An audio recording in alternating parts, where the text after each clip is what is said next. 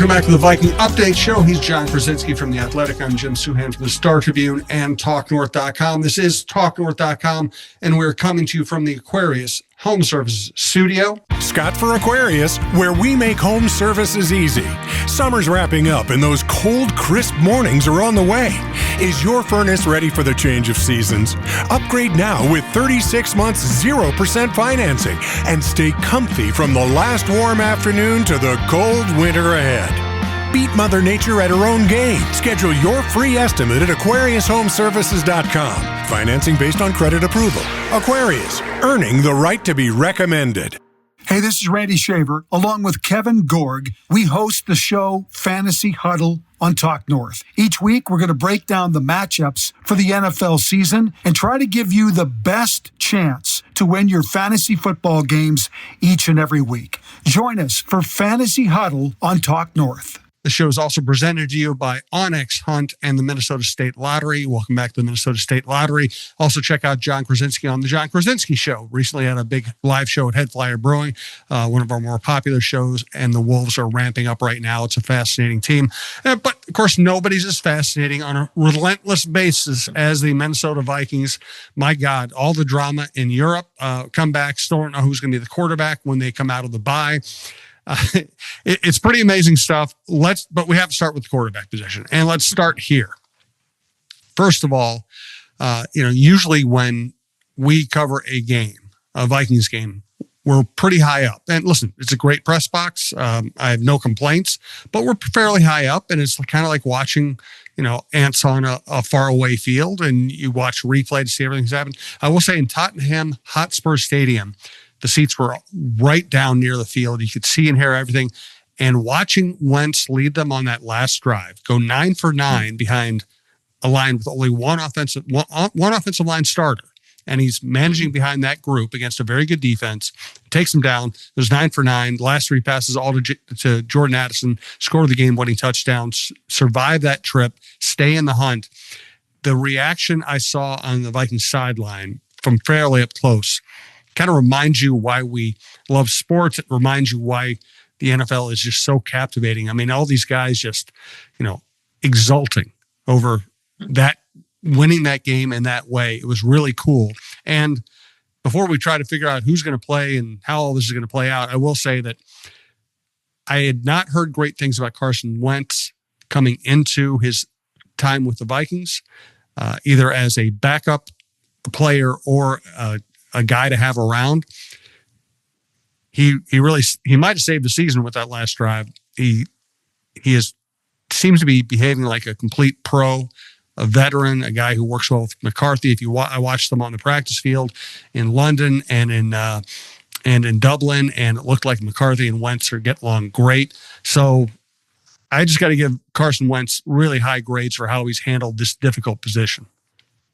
Yeah, I mean, I think I'd heard some of the same things about, attitude, about kind of just, I don't know if it's diva or whatever it is, but like that it just didn't seem that earlier on in his career, Carson Wentz had a good hold on, being a leader that you need to be as a quarterback. And so sometimes when you go through things and maybe your kind of career is pushed to the brink, it allows you to do some reflection and look at things a little bit differently. And I think we've seen it a lot with guys who, if they're having a hard time getting the message, sometimes you have to be right on the edge of being done, to get some clarity. And if that is what has happened with Carson Wentz, well, that's great because he will benefit from it. And the Vikings are benefiting from it right now. He does just look like a player who has a real good command of what he needs to do and what the Vikings need from him. And so, I think he's done an amazing job, since he's been in there of, playing behind a patchwork line, dealing with some of the adversity that comes with it, and then just shouldering it and just being like, look, we're going to find a way. We're going to figure this out. And that kind of approach can really endear yourself to teammates, to coaches, and kind of can show another side of you, maybe that people had not seen before. And so far, so good for him, because not only was he nails on that drive and just making, every throw against a really good defense, that he needed to make, but he also is it just seems like he has a good hold on what a leader needs to be in this situation. And so I think there's not much more you could ask of what than what he's given so far. We're talking here on Wednesday of the bye week. Right now, Wentz is dealing with an injured left shoulder that took him out of action briefly in London. McCarthy is probably not 100% yet. They're hoping he will be 100% by the time the Eagles game comes around, but it's pretty clear they do not want to play him until they feel like he's really completely recovered from a high ankle sprain, which usually takes a while. They don't want to put him out with his level of experience and have him not have full mobility. So we don't know what's going to happen to that position. I will say, having been with the team the last couple of weeks, having had a lot of conversations, having had time to think about it and try to think clearly about it rather than just kind of reacting to public sentiment, I think it's pretty simple. McCarthy's the franchise quarterback. He's going to start when he's ready. The fact that Wentz has played well in his stead means they don't have to be tempted to put him out there until he's completely ready. I really think it's that simple. Yeah, and the one thing that kind of complicates this right now is that you have a tough schedule, but that's whatever. But then it's Sunday and Thursday coming out of the bye. And it's like, oh man, are you going to put a guy whose ankle is maybe just still a little tender? And it's important to note, like, high ankle sprain is usually a thing that can be really painful and take a while to heal. And so, I think that when you look at what Carson Wentz has given you so far, it has been, let's just say this, it's been good. It's been really solid. It hasn't been light the world on fire. So it is completely, out of the realm of possibility that you go back to JJ. He's been really good, but not good enough to be like open and shut. No, you just stay with Carson Wentz. I'm kind of in the position, Jim, of, I think that this is all going to happen organically in terms of something will happen with Carson Wentz. Eventually they're like, look, okay, this was a good run. We've gotten to that point, and it's easy to kind of ease back to McCarthy that way. And maybe it will be that maybe he comes out of the bye like, man, these ribs are not, getting better. The shoulder is troubling. I'm compromised. And so then you go back that way. But I don't think that they need to rush that decision. So Wentz is playing well, and has done a good job. And if anything, what it has done is buy McCarthy a little bit more time. I think that's a good situation to be in. I agree. And let's also face it, it's the NFL. So we kind of know what's going to happen. Carson Wentz is going to play against Philadelphia Eagles because that's the best story. Right. And the league just wants the best stories out there. That's right. Yes. Let's get the drama out there. Let's get him against his old team.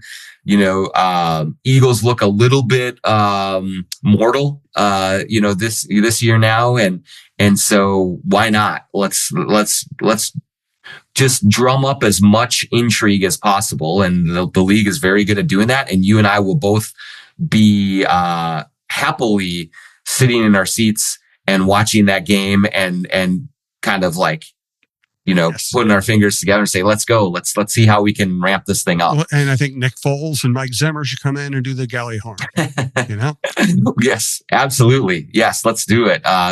Let's whatever we can do to increase the pageantry and the drama of it. We will do that. Absolutely. So that's the thing. That's our job. All right, I'm actually going to make a prediction how I think it's going to go here in the short term. Do want to let you know that we are presented to you by Onyx Hunt. Have you ever driven past a piece of land and wondered who owns that, or maybe maybe to know exactly where a property line runs. That's where Onyx Hunt comes in. And it's not just for hunters. There are folks using Onyx for their jobs every day throughout the country, from farmers and ranchers mapping out their fields, wildland firefighters navigating rough terrain, to construction workers needing to know who owns what property. This app offers something for everyone. If you need the best land ownership maps, aerial imagery, and property boundaries in your pocket, Onyx Hunt is the tool for the job. Try it free for 7 days. Download Onyx Hunt in the app or Google Play Store, or visit onyxmaps.com/hunt to get started. We're sitting here again. We don't know anything till like next Wednesday, probably at the earliest. And then we'll have a feel for who's running the first team and who's physically able to play. My guess is the way the schedule breaks, with the caution they've shown McCarthy with that very difficult injury, my guess is they play Wentz against the Eagles and the Chargers. And then by then, McCarthy should be completely ready and have 10 days to prepare for the Lions. Not that it's fun to play against the Lions, but I think one thing that has seeped into the conversation around Vikingdom is, oh boy, you can't play him against this team. You can't play him against that team. You can't play him. Right. He's a top 10 draft pick in his second year. I think, you can't baby him. He's going to have to play good teams eventually. So I think that's probably the most logical thing to happen. Now that I said it out loud, I'm sure it has no chance of happening, but that's my take right now. Yeah, I completely agree that you cannot base when he comes back on the opponent. Because if you're saying, well, we're a little worried about him against the Eagles or, whatever, then that means you don't really believe in JJ McCarthy as your starting quarterback. Like that's a bigger issue. And I don't think they're in that position. I don't think that they feel that way. But, I think that looking at the schedule and the opponent, it shouldn't be the driver. But what you can do absolutely is be like, look, we're coming out of the bye and we have 2 games in 5 days. Like that's like, if you're trying to get back and we want to put you in the best position to stay healthy and succeed, that's not a good way to do it. Like it's just like in the NBA, like if you've missed a month, you're not playing a back-to-back right out of the chute. Like it's just like with some injury, like that's not smart from a health standpoint either. And so I agree with you that timeline does seem to make sense, and not because we think necessarily that JJ would not play well against the Eagles and that would struggle that way. But it's just like for the long term, when you put him back out there, you want him to stay out there. Like you don't want to have this yo-yo situation, going back and forth. And so get that ankle completely strong, let him practice some, deal with the schedule kind of idiosyncrasies. And then when he comes back, then you just go for the stretch run and make it happen that way. Agreed. All right, let's get to other issues facing this team. I'm getting the sense the Van Ginkel injury is going to linger, and that's bad because he is an exceptional player, and Dallas Turner still isn't making many plays. And boy, you see Dallas Turner out there, and they'd love running right at him, and they know that one blocker is going to hold him out of the play. Cashman coming back, I think, is major. If they probably win that Steelers game if Pace doesn't make a mistake, go to the wrong zone for coverage, and leave the entirety of the middle of the field for DK Metcalf to catch and run. Cashman just makes plays. He's great against the run. He gets very deep drops in coverage. He reacts quickly. He's a great tackler. He makes a huge difference. I think they're going to get Donovan Jackson back. It was very interesting. We saw him on Friday in London, actually out on the practice field. He's probably going to have to wear some kind of a soft cast, but it looks like he's edging closer. That would be a big development. Jurgens, one of their better backup offensive linemen, looks like he's working his way back. So they are getting healthier. They probably much healthier coming out of the bye. And as I think you mentioned, Eagles, listen, very good team, great roster. They're not playing great. It's not the worst time in the world to play a very good team. Yeah, I mean, maybe they wake up after the loss, this last week and just like snap out of it. I don't know, but yeah, there does seem to be like a little bit of a malaise that has befallen them, and so I don't think they're by any means unbeatable. I was just thinking while you were mentioning it, Jim, like about all the guys that might be coming back, and it just like a reason number 2,700,000, how these guys are different. It's like, okay, you get a week off and now all of a sudden your, hamstring, your concussion, your shoulder, your ribs are going to be magically healed when, for me with the same injury, I'd be out for 6 months. Like it's incredible. Though I will say, like, the one thing I am worried about Van Ginkel quite a bit, actually. I've tried to like at least have some conversations with people around the situation about how he's doing. And I just don't get a good feeling. Like, I don't have anything to report, like, necessarily that, but it does not seem like, that this is something that is going to resolve itself quickly. And so I think that there's a lot that they're working through on his front, and he could be out for an extended period of time. And that would be a big blow. Getting Cashman back would be huge, for the defense in general. But the Van Ginkel one is one I'm watching closely because I just don't have a good feeling about how that's all going to play out. Agreed. All right, let's take care of the rest of our business, and then we'll get back to Vikings issues, injuries, lineups, the schedule. We'll make a pick on this game. I guess we won't make a pick this week. We'll skip the picks this week. We'll talk about the division a little bit. Do want to tell you that just got back from Europe. There for a long time. I was there like 11, 12 days. Great experience. Dublin was an absolute blast. London's always good. But Dublin's really a special event and a special feeling around that event. It was like a big small town. Everybody's wearing a jersey. I was having a great time. Really loved it. My Irish heritage makes me want to go back very frequently now. But anyway, I wore stuff that I bought at Twill in the Dining Galleria, Twill by Scott Dayton in the Dining Galleria. This is a Peter Millar pullover. And I wore this on flights. I wore it on buses. I wore it on trains. I wore it in cabs. I wore it in press boxes, restaurants. I stuffed it in my bag as an extra layer. We're Minnesotans. We live in layers. So do the Irish. You don't know if it's going to rain, snow, you get sunburnt. If you're going to be over air conditioned, you don't know if somebody's going to have a window open. You don't know how many layers you're going to need. The Peter Millar quarter zips are fantastic. I have not washed this yet since I got home. I need to. I will. But I wanted to wear it. It's like, I'm not sure it even has a wrinkle in it. And I beat the heck out of this thing. That's the great thing about buying quality clothes. You won't need to replace them. They will look good. They'll wear like iron. I've had this, I think, for a couple of years now, and it looks absolutely brand new. And I'm not very easy on clothes. So that's an example of what you can get at Twill in the Dining Galleria. They are a Peter Millar crown shop. I think they're the only Peter Millar crown shop in the upper Midwest. There's a reason for that. Twill in the Dining Galleria. Check it out. Tell them we sent you. Highly recommend everything in that store. Thanks also to the Minnesota State Lottery. She's Jen, the ultimate Vikings fan. Welcome to the Vikings Jan Show Fan Show. My special guest today is Victor, the Vikings mascot. Victor, who you got for the Vikings game this week? I'll take that as Vikings. So that's our show.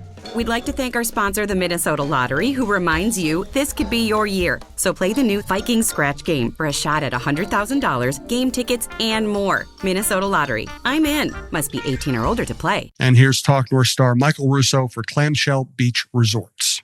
Hey, have you been dreaming of a lake cabin lifestyle with boating, fishing, and family fun in northern Minnesota? Well, lately I've thought a lot about how cool it would be to have a getaway like so many Minnesotans. And if you're like me, you probably think that owning your own lakeside getaway is beyond your budget.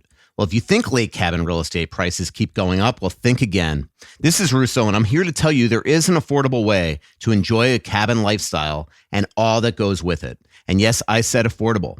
I founded a Clamshell Beach Resort, which is located on the Whitefish chain of 14 lakes for you and your family to enjoy. Here's how. Clamshell has lake homes that offer deeded fractional ownership, and the keywords there are deeded and fractional. You own it.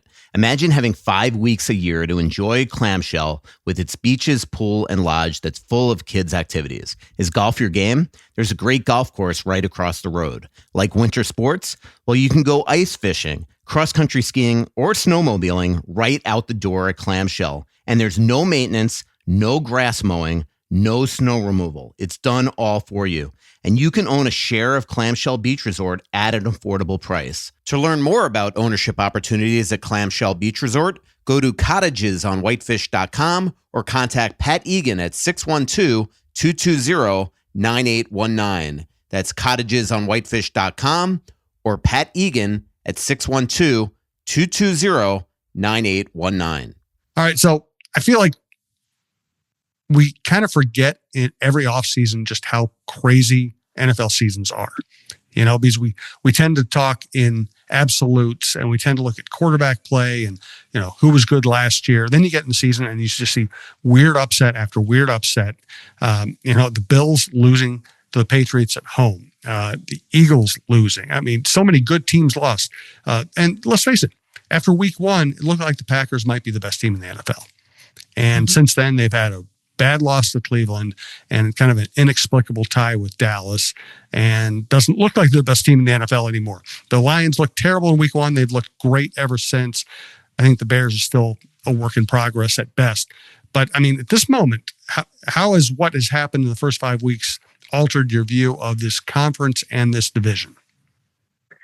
Yeah, I mean, I think that I definitely was one who certainly looked at the Micah Parsons trade and then looked at how Green Bay came out of the chute and was like, ooh, boy, like that is going to be a real big mountain to climb. And since that time, it has certainly looked less daunting. I still think they're really good. I still, they'll probably figure things out, but there are enough sort of holes that say,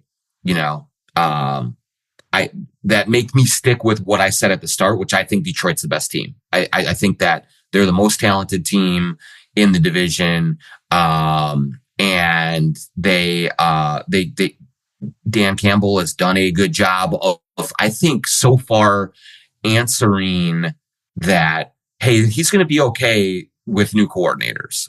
We'll see where it all shakes out, but the concern about losing Ben Johnson, about losing Aaron Glenn, certainly well-founded, but it looks like right now that the infrastructure of that team is such that, hey, they're going to be sustainable going forward here. And so I still put them where I had them at the start, which is above net. But I do think that Green Bay is more vulnerable than I initially thought. And so, where the Vikings fit in all this, I don't know exactly. I mean, it's really hard to gauge it because, I said that they should be a 10-11 win team, but I mean, they've had a ton of injuries and things that have come up that you didn't expect at the start of the season. And so, I don't feel as good about the Vikings now as I did at the start of the season, but I feel as good or better about Detroit. And that's kind of where I see kind of the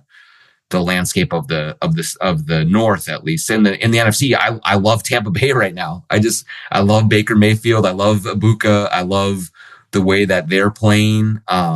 They seem to be the feistiest team in this conference, and that's fun to watch. So, we'll see about that going forward, but I didn't know what to think of them going into it, but man, Baker Mayfield's been awesome. And that's been super cool to watch him take hold of that job and that team kind of just keep winning close, crazy games the way that they've been doing it. And who else has been kind of under the radar impressive is the Cowboys. For all their problems, for trading away Micah Parsons, for getting their best player, CeeDee Lamb, injured, and still really having a very good offense. Their offense they have Javonte Williams, who's cast off from the Broncos. He's having a big year. Ferguson, who's not considered to be an elite tight end, he's having a big year. They have enough receiving talent to survive without CeeDee Lamb. They've survived defensively. That Giants game, they got lit up. But in general, they've kind of done just enough to survive defensively. And Dak Prescott's having a great year. He's having a phenomenal year. I don't think I really expect anything out of that team, but it has been impressive how they survived that. And let's talk about the Eagles. Saquon Barkley is having an almost predictable letdown after doing what he did last year. You just don't find many running backs who have historically good year and then are just the same the next year. It just doesn't happen. It's just too hard. It's a position where you just get hit on every play, where you have to be explosive. You can't there's nothing, you can't fake it at that position. You can't manage it. You either have it or you don't. So Barkley is not the same as he was last year. And A.J. Brown is not getting the ball very much and isn't happy about it. And they might be their two best offensive players. Yeah, and I think like they a little bit similar to the Vikings. I think the Eagles have had some injuries on the offensive line that have made it a little bit tougher. But you're right. Like I do think like when we see things like the drop off that we've seen from Barkley a little bit, it does make me appreciate Adrian Peterson a little bit more in terms of just like the way that he was able to be a beast over and over again for a real extended period of time. Because when you get that amount of work, it like just your body changes. And so maybe Barkley is just a titch slower than he was or banged up. And that can be the difference in games like this. And you're also seeing, I think, like, the possibility that, Pat Riley always talked about the disease of more. Like you win a championship and then you want more. Everyone wants more receptions. You want more touches. You want more money. You want more of this. You want more of that. And maybe that's trickling in a little bit. I'm not there, but like certainly looking at it from the outside, it looks like a team that is sort of like unhappy with their success, or just like whether it's bored or envious or whatever it is. Like it has not strengthened that team. It has actually kind of put some wedges in there, and so they're going to have some battling to do. Maybe they'll figure it out as the season goes along. But I thought starting the season that they were clearly the most talented team, and I think they still have a ton of talent, but it's really hard. There's a reason that you just don't have repeat champions that often, that that it's so hard to sustain and to keep doing it. The game is so physical. The season is long. And I think maybe some of that is setting in with the Eagles here.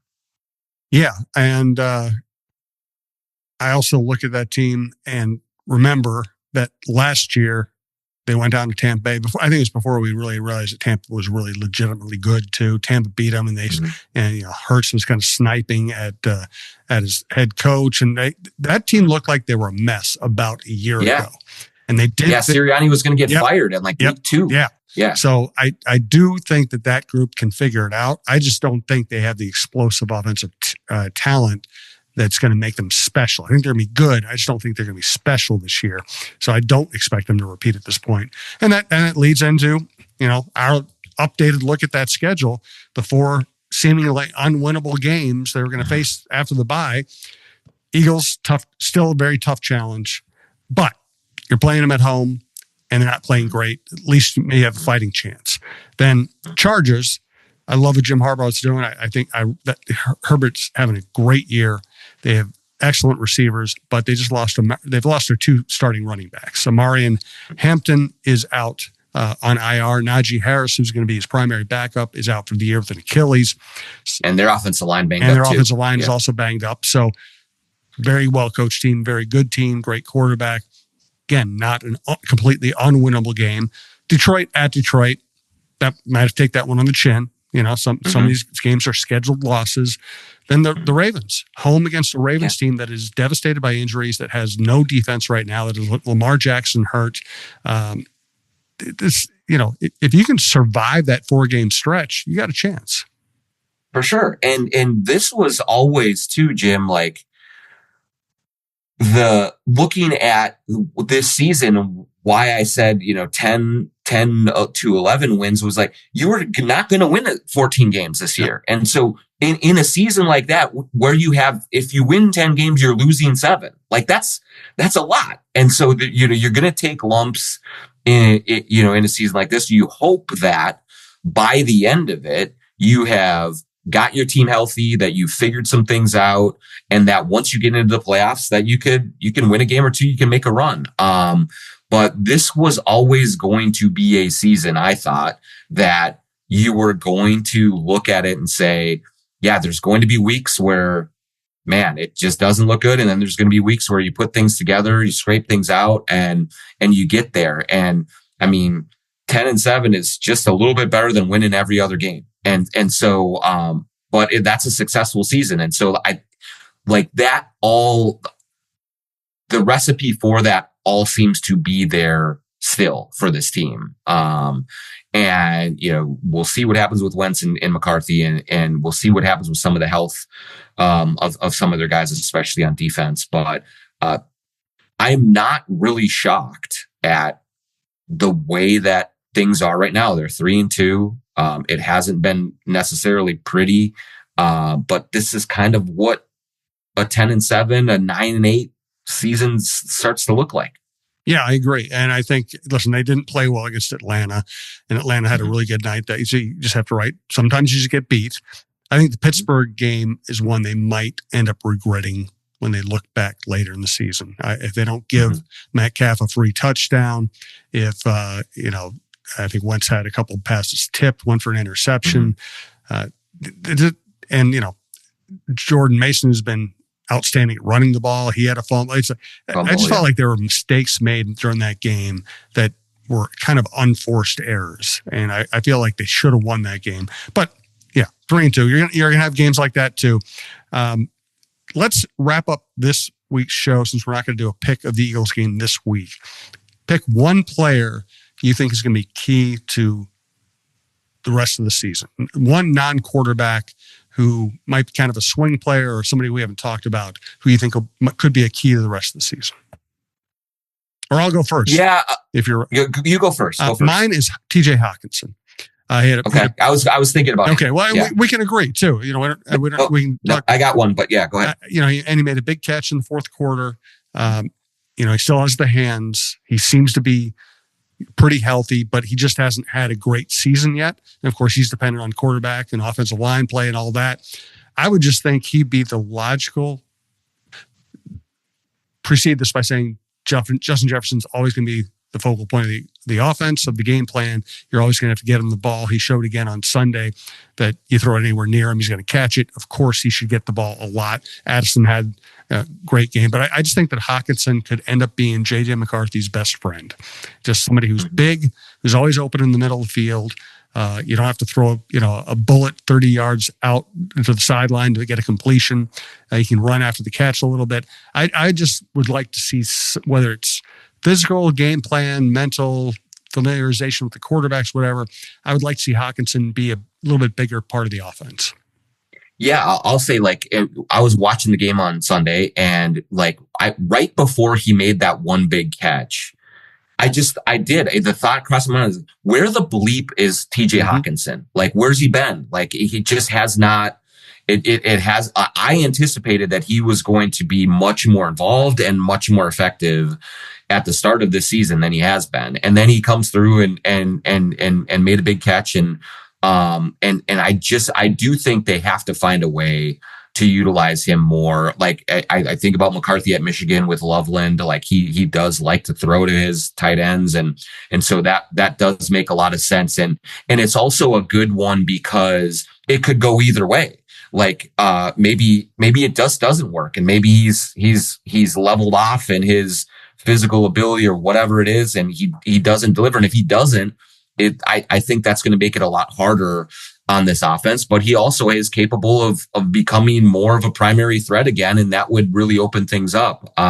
My pick, I think we touched on it a little bit, but I just think Blake Cashman is so important for this team because they have not looked dominant like they're supposed to, especially against the run, in recent weeks. And, Blake Cashman just does seem to be the safety blanket for that whole group. And when he is on the field, they are just much more effective. They're together. They're better against the run. And so if he can get on the field and stay healthy, then I think that unlocks a lot more of what this defense is capable of doing. And it doesn't mean that they just have to rely on forcing turnovers. You can just be sound and stout and stop and force punts, with Blake Cashman out there. And if he can't stay healthy, which he's been banged up several times already, in his Vikings career and throughout his career, that makes it just a lot harder for them to be a unit that controls games and that wins games for you. So he's a big one coming out of the bye, and looking at, just getting him back and what he can do out there. Check out the John Krawczynski Show. Also check out our other Vikings shows at TalkNorth.com. Jeff Diamond's Vikings and NFL Insider with the former Vikings general manager, and Alec Lewis's show, which he works really hard on. He produces multiple shows a week. Really good stuff. Check that out as well. We appreciate you watching and listening. Thanks for listening to TalkNorth.com.